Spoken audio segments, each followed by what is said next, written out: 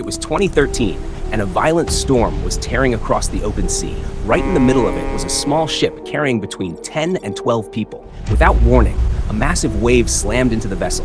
The impact was so powerful that the ship flipped over and began to sink. Water rushed in at an incredible speed. Within minutes, the ship disappeared into the depths of the ocean. Everyone on board was believed to have died, crushed and drowned by the overwhelming force of the water. 2 days later, a recovery mission was launched to retrieve the bodies from the wreck. When human bodies remain underwater for that long, marine life begins to feed on them. That's why the mission was so urgent, to recover the remains and return them to their families for a proper burial.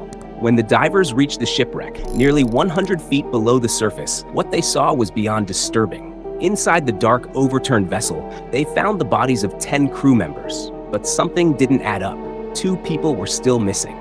As the divers continued searching through the wreck, one of them suddenly felt something grab his hand. He froze. His heart started pounding. In a pitch-black ship, 100 feet underwater, surrounded by dead bodies, one terrifying thought raced through his mind. What just touched me? Slowly, with shaking hands, he turned his flashlight toward the source. There was no corpse, no ghost. It was a living human being. Yes, against all odds, deep inside that sunken ship, one man was still alive. His name was Harrison O'Kane, the ship's cook. Somehow, he had survived for nearly 2 full days, trapped inside an upside-down ship at the bottom of the ocean, surrounded by the bodies of his crewmates. But how was that even possible? Everyone, my name is Jack, and today we're diving into the unbelievable true story of Harrison O'Kane's survival. Let's get started.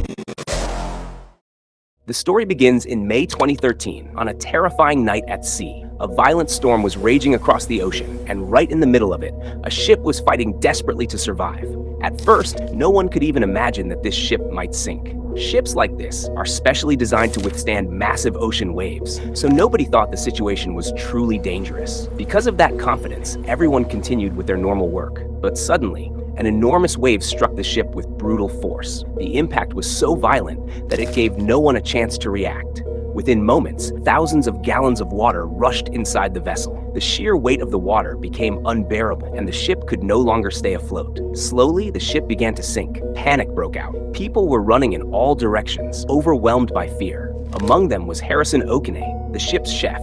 Cooking was all he knew. He had no diving training, no underwater survival experience, and he didn't even know what to do in an emergency situation. As the ship continued sinking, instead of running around like the others, Harrison tightly held onto a corner inside the ship. But the pressure of the water was so intense that his body suffered serious injuries. Then suddenly, another powerful force hit, and the rushing water dragged him deeper into the ship's interior. Before he could fully understand what was happening, a massive sound echoed as the ship slammed into the ocean floor. At nearly 100 feet below the surface, the ship lay upside down on the seabed. In that moment, Harrison believed he was already dead. Sometime later, he lost consciousness. When he finally came to, he realized he was trapped in a corner where an air pocket had formed. At first, he couldn't believe he was still alive, but within seconds, another terrifying thought hit him. He wouldn't survive for long. At such a depth, an air pocket can't provide oxygen for very long. Still, Harrison refused to give up. He decided to do everything he could to survive inside that air pocket, holding on to the hope that maybe, just maybe, a rescue mission would be sent to find him. But the truth was, finding him would be an even bigger miracle than his survival. Time was running out. With every breath he took, the oxygen inside the air pocket decreased, while carbon dioxide continued to build up.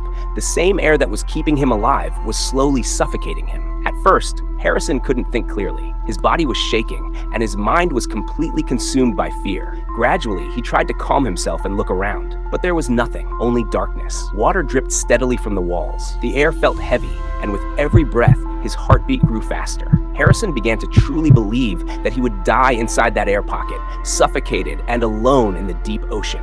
And then he heard something strange. Just a few hours after the ship sank, a rescue mission had been launched. Divers were sent down to see if anyone might still be alive. No one truly believed that a person could survive such a massive disaster, especially after so many hours had passed. Still, the rescue divers tried. They descended to the ocean floor and began searching around the wreckage, carefully scanning the area for any sign of movement. And at that exact moment, inside the ship, Harrison, breathing inside the air pocket, heard sounds coming from outside. He didn't take long to realize it. A rescue diver was nearby.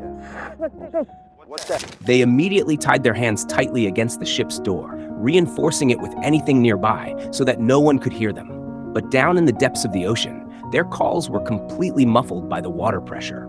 The drivers outside couldn't hear a thing. They saw a few floating corpses inside the ship and were certain that no one had survived. With that thought, everyone returned to the surface, heard another strange noise. At first, he thought it was just his imagination, but when the sound grew louder and a torchlight began flickering in the water, he realized someone had returned. But was it real? Had someone really made it this close? Or was Harrison still trapped in his own hallucination? And if it was real, how had someone managed to survive this deadly situation at such a depth? By now, 2 days had passed. The company operating the ship had informed the families of the crew members that a terrible accident had occurred and that everyone aboard the ship had died. The families pleaded with the company officials to at least recover the bodies so that they could have proper funerals. It wasn't an easy task. The ship lay at the bottom of the ocean, where reaching it without specialized diving equipment meant certain death. For this reason, a special recovery team was assembled, composed of the world's best underwater divers. When the divers descended to the location where the Jackson 4 had gone down, they reached the ship within minutes of diving. Beneath a layer of debris outside, they found many bodies, which they began lifting to the surface one by one. However, when counted, 2 bodies were still missing. The divers suspected that perhaps those 2 were trapped somewhere inside the ship. Divers were deployed to enter the wreck. And at that exact moment, Harrison O'Kenny saw something he never thought he would see again: a beam of light underwater. Along with it, he heard faint mechanical sounds. It was a diver's torch. Hope suddenly surged through Harrison's exhausted body. He watched as the divers passed right by him, but they didn't stop. They only pulled. Without wasting a second, the diver radioed his team. Open quote. "We have a survivor," close quote. And just like that, the entire mission changed. What was supposed to be a body recovery operation instantly turned into a rescue mission. Now, the entire dive team had only one focus: how to safely bring Harrison O'Kenny back to the surface. At this point, you might think the solution was simple. Just grab Harrison and pull him up to the surface. But that would have been a deadly mistake. After spending nearly 2 days about 100 feet underwater, Harrison's body had absorbed large amounts of nitrogen.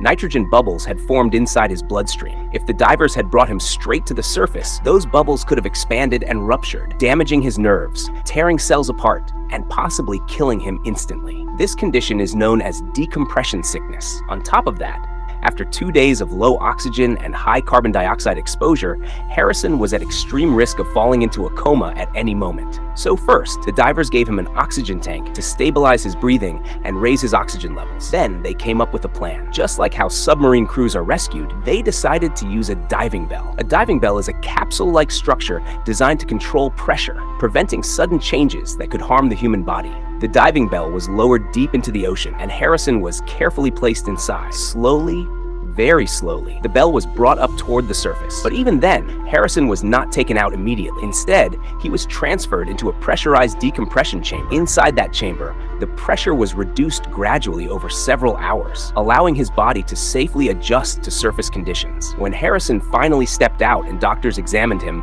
they were stunned. No one could believe that this was the same man who had been trapped 100 feet underwater for 2 full days. Scientists were left speechless. How was this even possible? When Harrison was asked about it later, he said, open quote, "I couldn't believe it myself that I came out alive. It felt like a miracle. It was as if fate and God had both reached out to help me at the same time."